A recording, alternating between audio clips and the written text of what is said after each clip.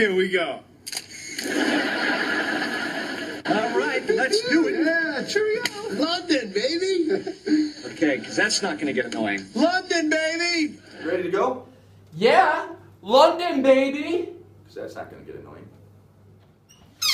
London, baby.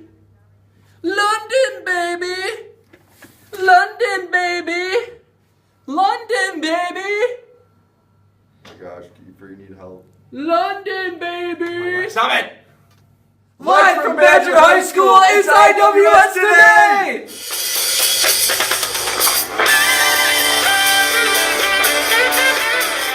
It's IWS Today!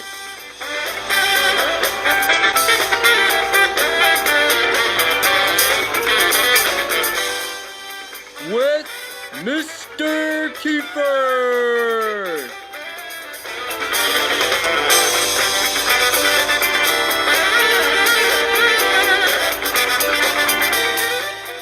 And starring Mr. Clock! Ladies and gentlemen, it's IWS Today!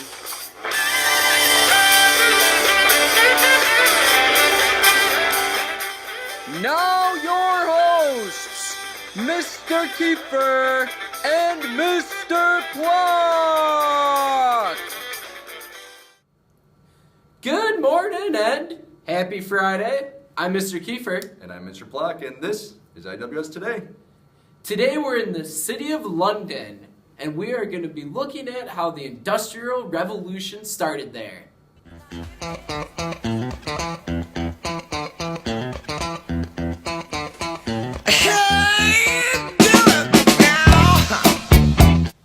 Would you prefer work over school? Well, not during the Industrial Revolution. Today we're looking at the life of little Cooper, the child laborer. Where are you, Coop? Oh, there you are.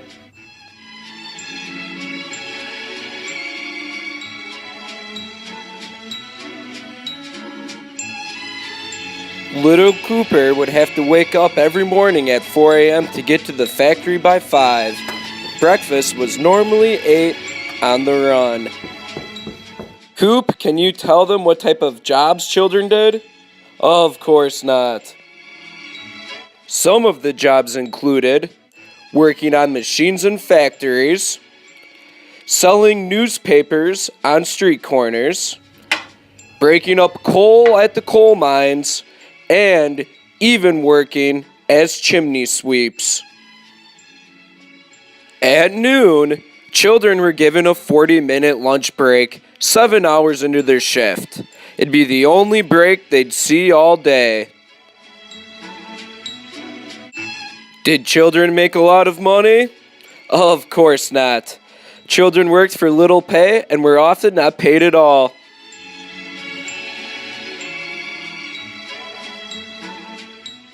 By 3 p.m., children like little Coop often became drowsy during the afternoon hours.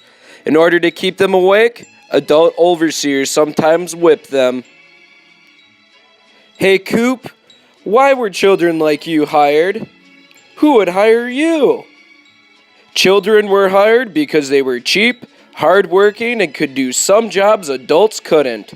However, in most cases, children were treated no better than slaves. 6 p.m. No break for an evening meal. Children again ate on the run. Sometimes children like little Coop had to work in very dangerous conditions. Many lost limbs or fingers working with machinery.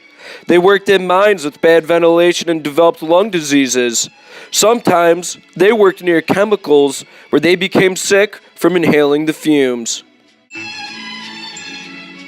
Finally, at 9 p.m., little Cooper's day ends after a long 16-hour shift.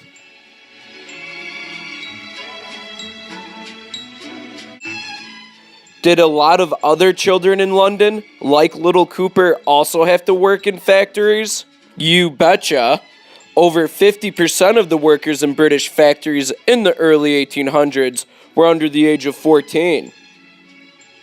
It wouldn't be until 1833 that laws began to be passed limiting the age and the amount of hours children could work.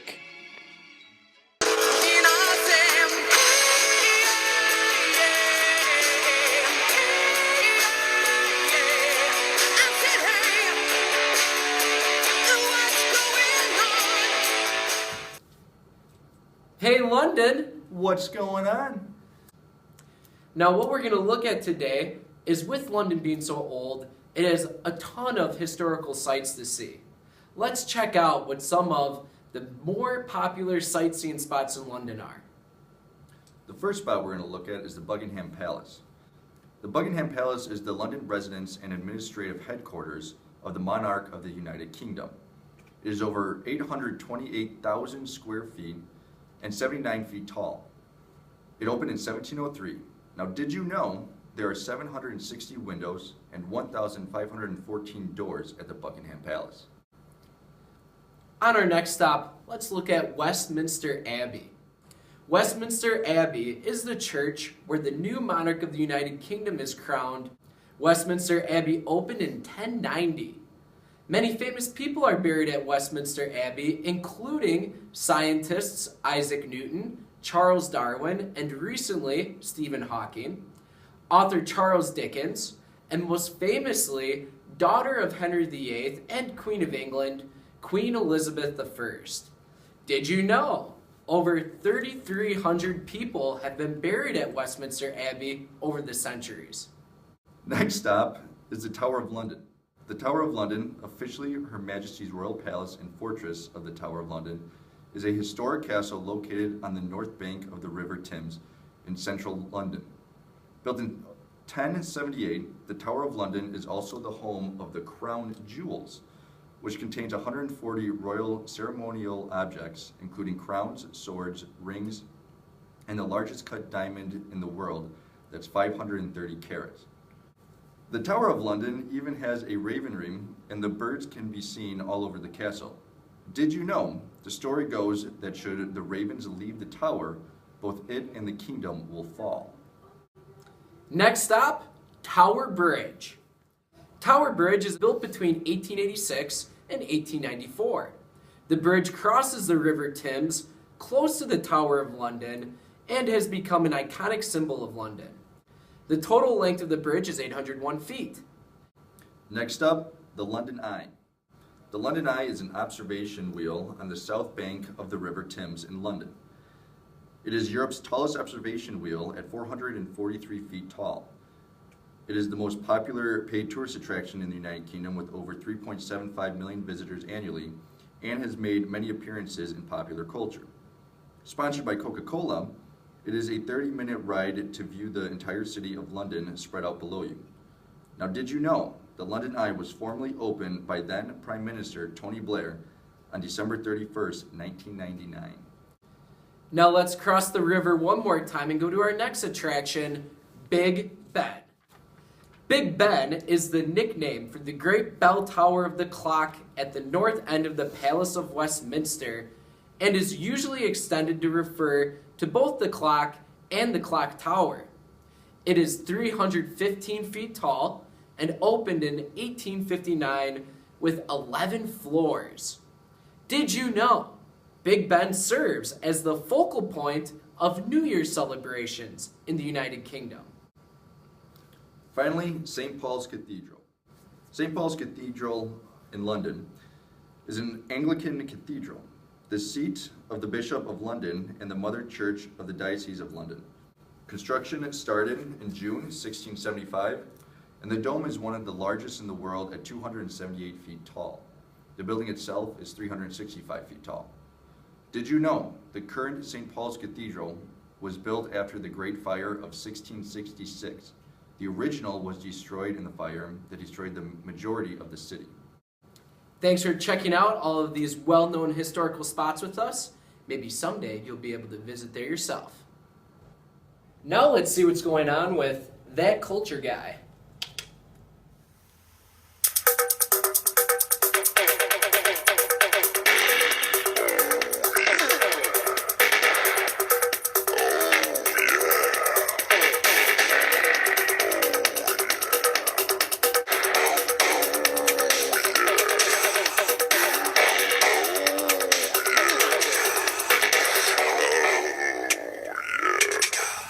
children were working in London factories, there were very severe punishments for when they weren't doing what they were supposed to be doing.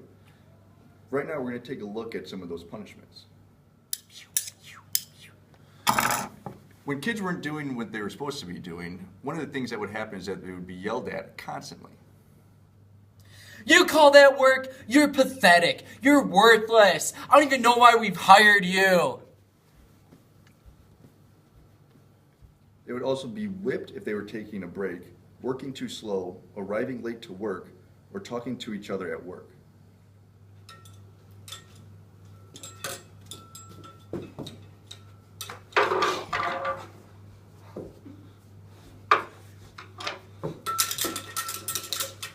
Children were weighted for showing up late, which meant a heavy weight was tied around their neck and forced to walk up and down the factory aisle.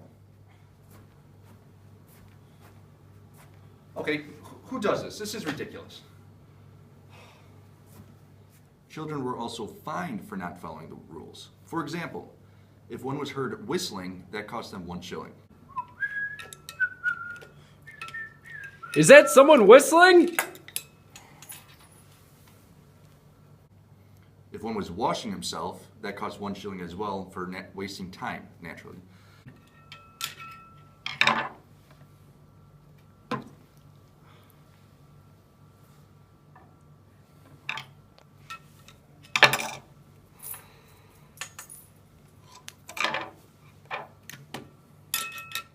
They left an oil can out of its place that was 6 shilling for being inefficient.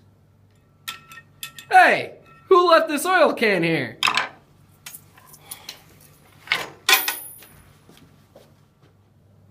If children became too tired at work, their head was dipped in a water basin. Still tired? No. I said no! One. Finally, they would get their hair cut, especially girls. No! Not the hair! Not the hair!